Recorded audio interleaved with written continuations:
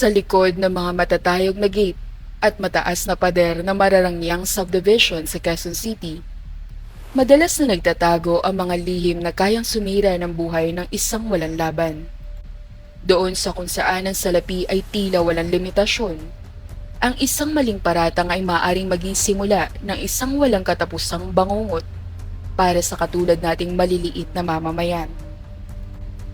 Ito ang totoong kwento ng isang simpleng dalaga na nangarap lamang na maiahon sa matinding kahirapan ng kanyang pamilya sa probinsya.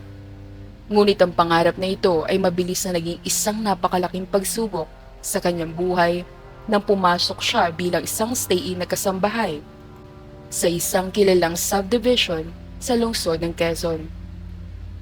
Taong 2021 nang lumuwas sa Maynila si Lumen Gakusan, 23 taong gulang, mula sa isang simpleng bayan sa Bulan, Sorsogon. Bitbit niya mga pangarap para sa kanyang buong pamilya.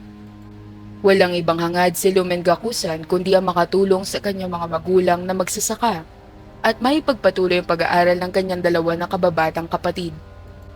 Sa tulong ng isang kakilala sa probinsya, pumasok siya sa tahanan ng pamilya Pacleb sa Barangay Loyola Heights, Quezon City.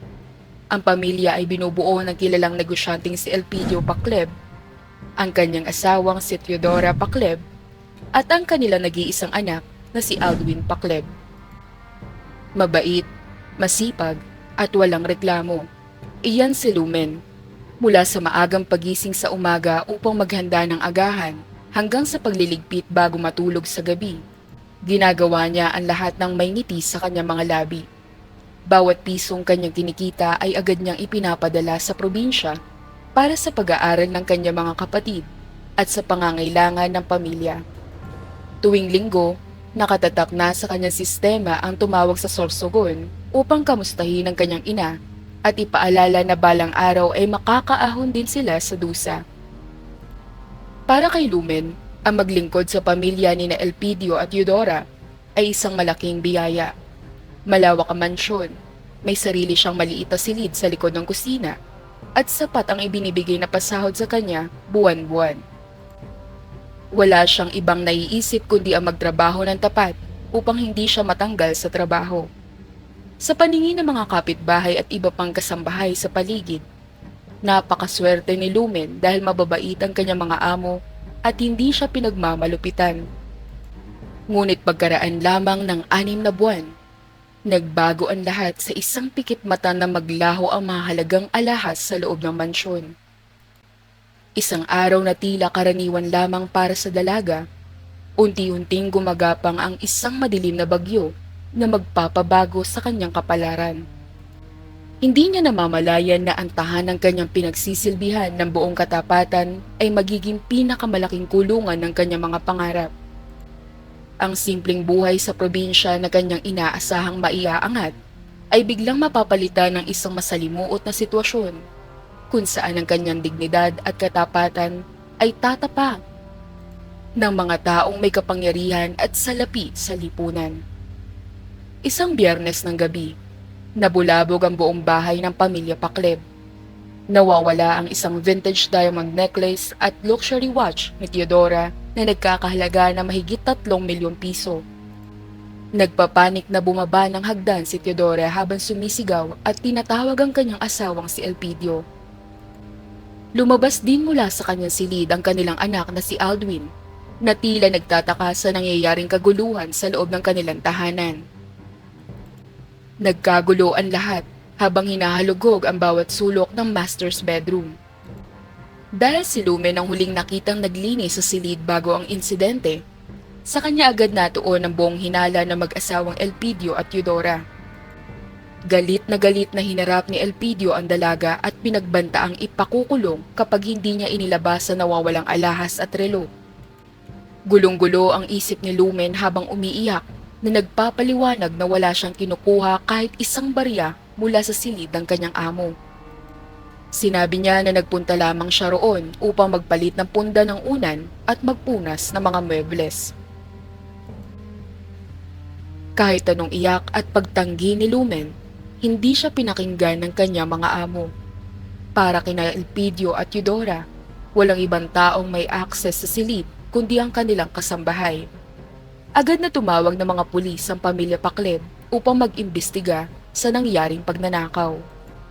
Ilang minuto lamang ang lumipas, dumating ang mga otoridad sa mansyon sa Loyola Heights. Nang ihalughog ng mga otoridad ang maliit na kwarto ni Lumen, laking gulat ng lahat nang lumabas mula sa ilalim ng kanyang higaan ang isang maliit na pouch na naglalaman na nawawalang alahas at relo. Napasigaw sa gulat at iyak ang dalaga na makita ang pouch. Hindi niya maipaliwanag kung paano napunta roon ang gamit dahil kailanman ay hindi siya nagtago ng anumang bagay na hindi sa kanya. Ngunit sa mata ng mga pulis at nina Elpidio at Eudora, ang paglitaw ng pouch ang pinakamatibay na patunay ng kanyang pagkakasala. Dahil sa natagpuang ebidensya, agad na inaresto si Lumen sa kasong qualified theft, isang mabigat na krimen na walang pondo para sa piyansa ang tulad niyang dukha. Pilit siyang ginapusan ng paitas na gawa sa bakal habang patuloy siyang nagsisisigaw na wala siyang kasalanan. Nakatingin lamang sa kanya ng malamig si Aldwin habang inaalalayan nito ang kanyang inang si Teodora. Mula sa malinis at marangyang mansyon sa Quezon City, napunta ang dalaga sa siksikang pasilidad ng Quezon City Jail Female Dormitory, kung saan ang malamig na semento at trehas ang naging bago niyang tahanan. Sa loob ng Quezon City Jail Female Dormitory, araw-araw na umiiyak si Lumen. Ang ingay ng mga rehas, ang siksikang espasyo ng mga preso, at ang amoy ng lumang gusali ay tuluyang dumurog sa kanyang puso. Hindi siya makapaniwala na ang kanyang pagsusumikap na maiahon sa kahirapan ang kanyang pamilya ay magtatapos sa loob ng isang madilim at siksikang selda. Ang kanyang pamilya sa Sorsogon ay walang kakayahang kumuha ng pribadong abogado upang ipaglaban ang kanyang karapatan. Nang malaman ng kanyang mga magulang ang nangyari, halos madurog ang puso ng mga ito dahil wala man lang silang pamasahe upang pumunta ng Maynila. Para sa marami, tapos na ang laban para sa isang simpleng kasambahay mula sa probinsya laban sa kapangyarihan ng mayayaman. Sa mga kasong tulad nito, kapag ang isang mahirap na kasambahay ay itinuro ng kanyang mayaman at maimpluwensya na amo, madalas na sa kulungan na talaga ang bagsak nito. Walang boses ang katulad ni Lumen sa lipunan kung saan ang pera at kapangyarihan ang madalas na nagdidikta ng katotohanan. Nawalan na ng pag-asa ang dalaga at tanggap na niya na baka sa loob na siya ng kulungan tatanda. Ngunit hindi nagtapos doon ang kwento. Humawak sa kaso ni Lumen Gacusa ng isang pampublikong abogado mula sa Public Attorney's Office na si Attorney Jeronimo Cangdag. Nang magtungo si Attorney Jeronimo sa detention facility upang makipag-usap sa kanyang bagong kliyente, nakita niya ang matinding takot at katapatan sa mga mata ng dalaga. Hindi tulad ng ibang mga akusado na nagtatago ng katotohanan, paulit-ulit na isinalaysay ni Lumen ang bawat detalye ng araw na iyon nang walang pag-aalinlangan. Sa pagsusuri ni Attorney Jeronimo, sa mga testimonya ng pamilya Pacleb at sa mga ulat ng pulisya, nakakita siya ng malalaking kabalintunaan sa kaso. Una, napansin ng abogado na napakabilis ng pagkakahanap ng mga alahas sa silid ng kasambahay. Para bang alam na agad ng mga nag-imbestiga kung saan eksaktong titingin. Pangalawa, batay sa profile ni Lumen Gacusan, 3 taon na siyang nagtatrabaho sa Maynila nang walang kahit anong derogatory record o marka ng pagiging magnanakaw. Nagtaka si Attorney Jeronimo kung bakit itatago ni Lumen ang napakamahal na alahas sa ilalim mismo ng kanyang higaan kung alam niyang hahalugugin ang kanyang silid. Isang karaniwang magnanakaw ang magtatangkang itakas agad ang nanakaw na gamit o itago ito sa labas ng bahay at hindi sa isang lugar na napakadaling mahanap ng sinuman. Dahil dito, humingi ng pahintulot ang abogado sa hukuman upang suriin ang iba pang mga ebidensyang formal na hindi na isama sa paunang investigasyon ng mga pulis. Kasama na ang pagkuha ng mga karagdagang footage sa lugar. Sa tulong ng utos ng hukuman, nakuha ni Attorney Jeronimo ang karagdagang footage mula sa security camera ng bahay at ng kalapit na kalsada sa Loyola Heights. Hindi naging madali ang pagkuha sa mga CCTV footage dahil sa simula ay ayaw itong ibigay ng pamilya Pakleb. Ngunit dahil sa determinasyon at legal na hakbang ng pampublikong abogado, formal itong naisumite sa korte para sa mabusising pagsusuri ng defense team. Dito lumabas ang katotohanan na bago pa man maglinis si Lumen sa kwarto ni Teodora, may ibang tao nang pumasok doon. Sa pamamagitan ng masusing timestamp analysis na ginawa ng koponan ni Attorney Jeronimo, napatunayan na may 10 minutong gap kung saan ang isang miyembro ng pamilya ay lumabas-masok sa master's bedroom habang wala ang mag-asawang Elpidio at Teodora. Ang taong iyon ay walang iba kundi ang anak ng mag-asawa na si Aldwin. Sa nakuhang video footage, kitang-kita ang balisa at aligagang kilos ni Aldwin habang may bitbit na maliit na bag pabalik sa kanyang sariling silid at patungo sa likurang bahagi ng bahay kung saan matatagpuan ang kwarto ng kasambahay. Ang natuklasang ito ang naging unang bitak sa perpektong kwento ng pamilya Pakleb.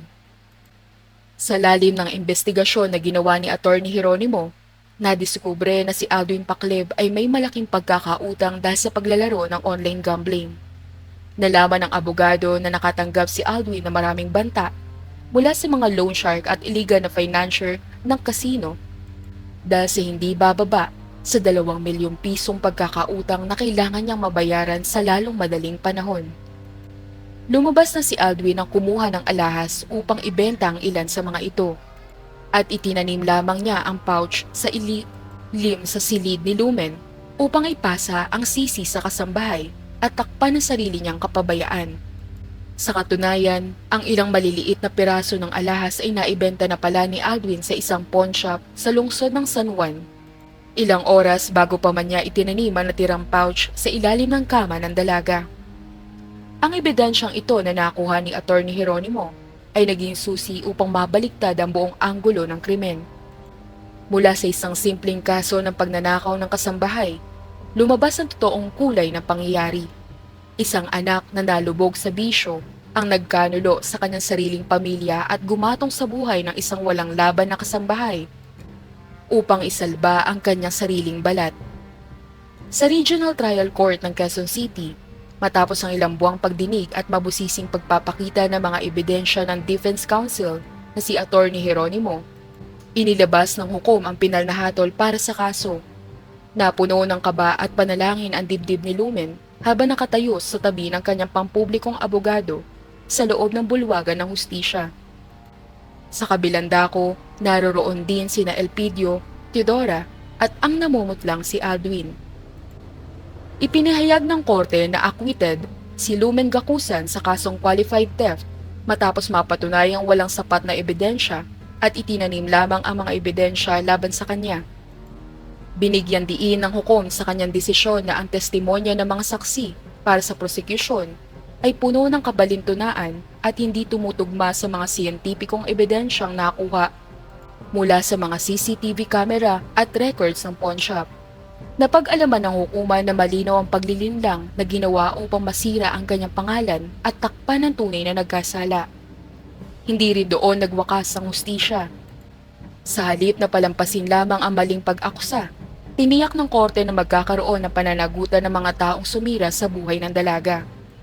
Inatasan ng korte ang mag-asawang Elpidio at Teodora na magbayad ng kaukulang damages kay Lumen dahil sa danyos at maling pagkakulong sa kanya ng ilang buwan. Ang perang ito ay sapat upang matumbasan man lang ang dusa at trauma na pinagdaanan ng dalaga habang nasa loob ng detention facility. Kasabay nito, si Aldwin naman ang agad na sinampahan ng kaukulang kasong kriminal para sa perjury, pagnanakaw at pagtatanim ng ebidensya. Agad na inatasan ng hukom ang mga pulis na arestuhin si Aldwin sa loob mismo ng courtroom. Napaiyak sa matinding hiya at pagkabigla si Teodora. Habang pinapanoong pilit na pinalalabas ng mga gwardya ang kanyang anak na nakapasa ng paitas. Si Elpidio naman ay napayuko na lamang sa matinding pagkakahiya sa lipunan. Nang matapos ang pagbasa ng hatol, hindi napigilan ni Lumen na yakapin ng mahigpit ang kanyang abogado na si Attorney Jeronimo. Ang mga luhang mabilis na pumatak mula sa kanyang mga mata ay hindi na mga luha ng takot at dalamhati, kundi mga luha ng kagalakan at matinding relief. Ang pangalang minsan nang nabahira na maling paratang ay muling nalinis sa harap ng batas at ng buong mundo. Lumabas si Lumen Gakusan sa kulungan na nakataas sa noo at may bagong pag-asa sa buhay. Ang mga buwan ng kadiliman sa loob ng Quezon City Jail Female Dormitory ay pinalitan ng maliwanag na sikat ng araw at sariwang hangin ng kalayaan. Sa tulong ng pampublikong abogado na si Attorney Jeronimo Cagdam, natanggap ng dalaga ang buong halaga ng danyos na ipinag-utos ng korte na bayaran ng pamilya Pacleb. Bumalik siya sa Sorsogon kasama ang kanyang pamilya upang magsimulang muli gamit ang pondo mula sa napanaluhang danyos laban sa pamilya Pacleb. Sa tulong ng perang kanyang natanggap, nakabili sila ng sariling lupang sakahan at nakapagpatayo ng isang simpleng grocery store sa kanilang bayan sa Bulan. Ang kanyang mga kapatid ay nakabalik na rin sa pag-aaral ng walang alalahanin sa mga bayarin sa eskwelahan. Si Lumen Gakusa naman ay hindi na kailangan lumuwas pa ng Maynila upang maging kasambahay dahil siya na mismo ang namamahala sa kanilang sariling negosyo sa probinsya. Habang si Alwin Pacleb ay nagdurusa ngayon sa loob ng kulungan para sa kanyang mga ginawang krimen, ang pamilya Pacleb naman ay tuluyang nawalan ng respeto sa kanilang komunidad sa Loyola Heights dahil sa iskandalong kanilang kinasasangkutan. Ang salapi at kapangyarihan na dating ginamit nila upang ipiti ng isang dukha ay hindi nakaligtas sa tunay na timbangan ng katarungan. Ang kwento ni Lumen ay isang matinding paalala sa ating lahat. Sa kabila ng mga pagsubok ng malaking agwat ng mayaman at mahirap, may pag-asa pa rin sa sistema ng hustisya kapag ang katotohanan ang nangingibabaw sa tulong ng tapat na paglilingkod, tulad ng ipinakita ni Attorney Jeronimo. Ipinakita ng kasong ito na hindi lahat na nakayuko ay may kasalanan, at hindi lahat na nakatayo sa marangyang mansyon ay malinis ang kamay. Ano ang masasabi niyo sa kwentong ito? Naranasan niyo na rin ba ang inyong kakilala ang naipit sa isang maling paratang dahil lamang sa kawalan ng yaman at kapangyarihan? I-comment ang inyong saloobin sa ibaba. Huwag kalimutang mag-like, share at mag-subscribe para sa iba pang totoong kwento ng buhay at katarungan dito sa Tagalog Crime Diaries. Pinapahalagahan namin ang inyong patuloy na pagsuporta sa ating channel.